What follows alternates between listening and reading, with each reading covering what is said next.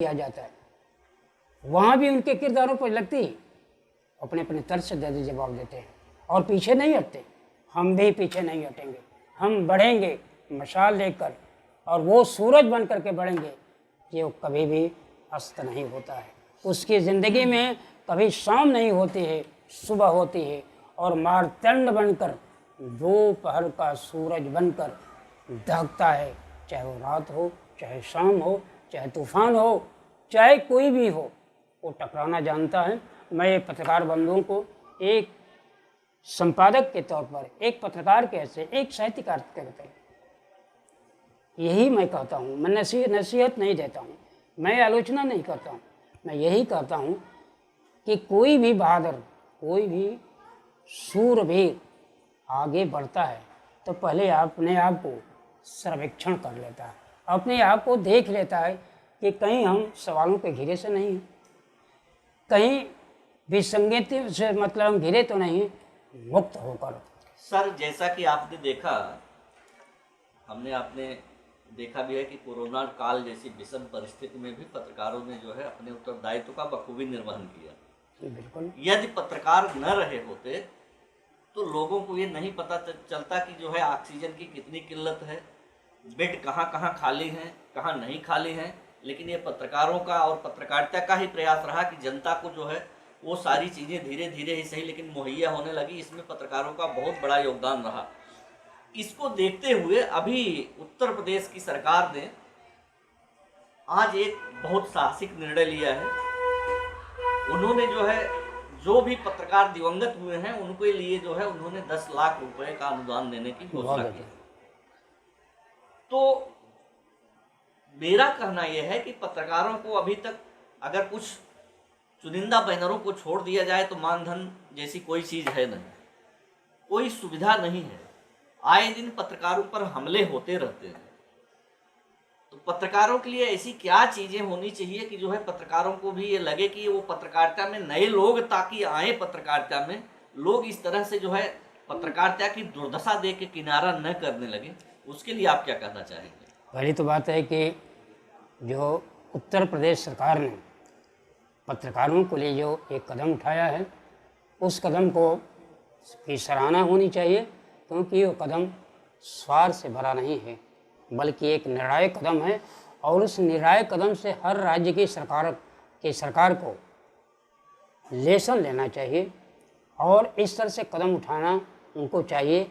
ये जिम्मेदारी हर सरकार की। रही बात मतलब कि कोरोना काल के ही क्यों नहीं, ये इतिहास गवाह है कि चाहे युद्ध की विभीषिका हो, चाहे तूफान हो, चाहे हिंदुस्तान हो, चाहे कहीं भी हो, खतरों से हमारे पत्रकारों ने फैला। आपको याद हो कि जब मतलब कि जब आपके इराक में जो हमले हुए, सैकड़ों पत्रकार गोलियों से भून दिए गए उनसे। वो किस लिए लड़ रहे थे? अमन और चैन के लिए लड़ रहे थे जी। वो अमेरिका के पक्ष में या इराक के पक्ष में नहीं लड़ रहे थे, वो वहाँ के अवाम के, उनकी शांति के, उसकी खुशबमी, उनकी आज़ादी के लिए थे। और उसके हक में क्या मिला? गोलियों के बौछार मिले। फिर भी पत्रकारों पर ध्यान नहीं दिया जाता है। यहाँ भी इसी तरह से कि पत्रकारों पर पहले भी जुल्म होता रहा है और सरकारें नज़रअंदाज करती रही हैं और विपक्ष या जनता की आवाज़ उठती है तो एक मतलब कि सरकारी घोषणा की जाती है जो एक औपचारिकता बन जाती है। मैं पहले भी बोला कि एक नेता को अगर मैंने एक तूफान का झटका लगता है या कोई फ़ोन पर सख्त अंदाज में बात करता है तो उस पर कड़ी सुव्यवस्था की जाती है। लेकिन एक पत्रकार पर हमले किए जाते हैं, जिंदे जलाए जाते हैं, धमकियां मिली जाती हैं, फिर भी वो आगे बढ़ता है। उसकी सुरक्षा व्यवस्था पर सरकार, ये काम सरकार का है। हमने सरकार को चुना है सिर्फ उन्हें सत्ता भोगने के लिए नहीं चुना। ये सरकार का काम है कि अगर एक राजनीतिक को मतलब कि ये सुरक्षा व्यवस्था में मुहैया करा जाते तो एक पत्रकार को जो चौथा स्तंभ है, आपको तो हुकूमत की खुदगर्जी पसंद है, उनको ज्ञान प्रसार और अपने विस्तार की मतलब की, जैसा कि अकबर इलाहाबादी का एक शेर है कि न तीर निकालो न कमान निकालो, जब तोप मुकाबिल हो तो अखबार निकालो। बिल्कुल।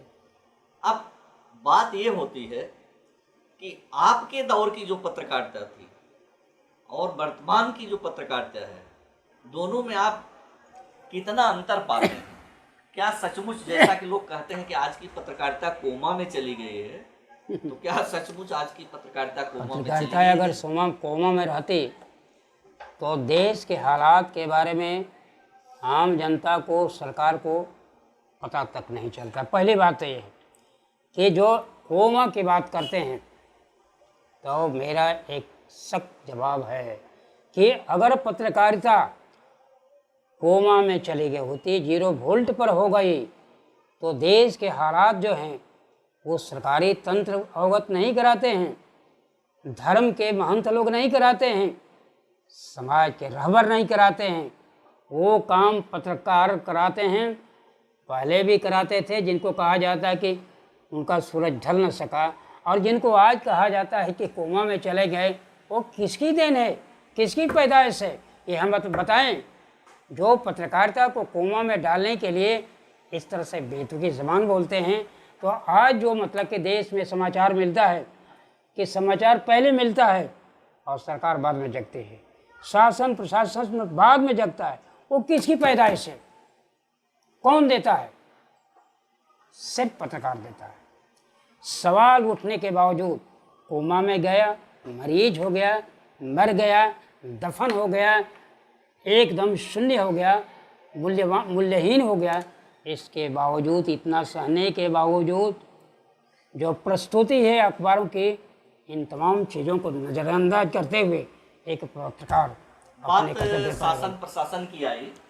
दूसरी बात है कि मैं बता रहा हूँ जी कि पहले के पत्रकारिता में था हाँ कि जरूरत थी कि कर्तव्य परायणता थी, अखबार कम थे, जी और समय बदलता जाता है, लोगों का रुख बदलते हैं। जिस तरह से पहले की जो राजनीति है, अब राजनीति नहीं रही है, जी इस चीज़ को तो मानते हैं। जी बदलाव कोई गलत नहीं है, लेकिन बदलाव निगेटिव नहीं होना चाहिए, बदलाव सकारात्मक होना चाहिए, परिवर्तन होना मैं चाहिए। उसी तरफ आपको लेके चलना चाहता था। तो मैं ये बोल रहा हूँ, उसी पर आ रहा हूँ कि खुदगर्जियाँ बढ़ी हैं, ज़रूरतें पत्रकार की होती है। मैं बोला कि पत्रकार मतलब आज ऐसे ऐसे भी पत्रकार के दिन भर काम करते हैं और घर में जाते हैं तो पत्नी बोलती कि आज चाय नहीं है। ऐसे मैं भुगत चुका हूँ कि काम करने के बावजूद हम आते हैं कि अच्छा तो आज सवेरे की चाय का ये नहीं, जबकि कलम चला कर आते। ये तो बाद में जब एक एडिटर बना कमर्शियल अखबार का तय हुआ। जो हमारे अखबार हैं जो अपने दम पर चलाते हैं, पत्रिका चलाते हैं साप्ताहिक की तरह। और पहले मैं ये बता देता हूँ पत्रकार को कि कोई भी अखबार, चाहे वो साप्ताहिक हो, चाहे मासिक हो, चाहे पत्रिका, तो उसका बजट छोटा होता है, उसका नज़रिया कभी छोटा नहीं होता, उसका दृष्टिकोण नहीं है, तीखापन उतना ही होता है जो एक डेली अखबार में रहता है। हम ये मानते हैं और इसको, इन विचारों से कोई मुझे टाल नहीं सकता है कि ये साप्ताहिक है तो साप्ताहिक के तब कभी नहीं। याद होगा आपको कि ब्रिज जैसा अखबार था, जब हलचल मचा देता था, और उसका जो तेवर था, उसके जो तेवर थे कहीं डेली अखबार से ज़्यादा थे, और होर्डिंग्स लगना शुरू हुआ, वो भी अखबार साप्ताहिक ही था।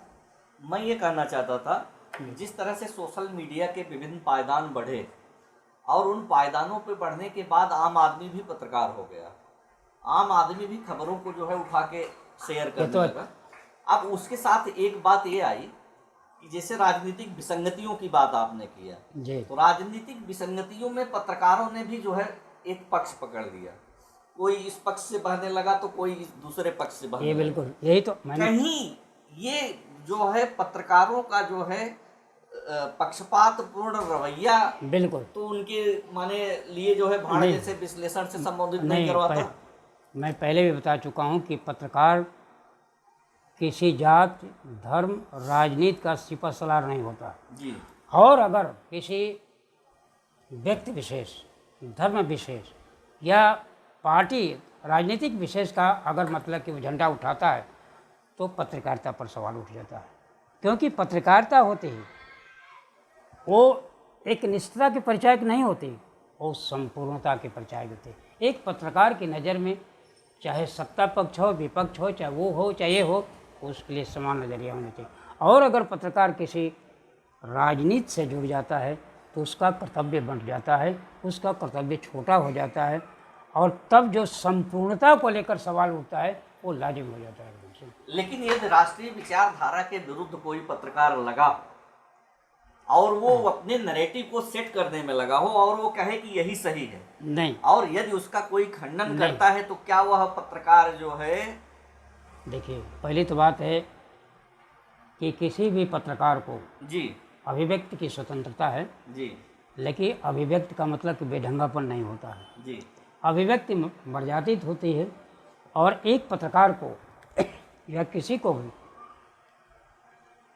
पूरा अधिकार है अभिव्यक्ति का, लेकिन इसका मतलब ये है कि हम देश को गाली देंगे। अभिव्यक्ति, स्वतंत्र अभिव्यक्ति का मतलब नहीं कि हम मतलब कि देश के सम्मान के खिलाफ हम बात बोलेंगे, हम सरहद के खिलाफ बोलेंगे। इस तरह के जो हम देश, समाज, देशवासियों के बारे ये कहीं भी मतलब बर्दाश्त नहीं किया जाए। फिर ये जो है चमचे, लेकिन दूसरी बात है कि हमारा सरकार की नीतियां हैं, चाहे गलत बुराइयां हैं, उसकी खिलाफत करना हमारा एकदम जन्मसिद्ध अधिकार है।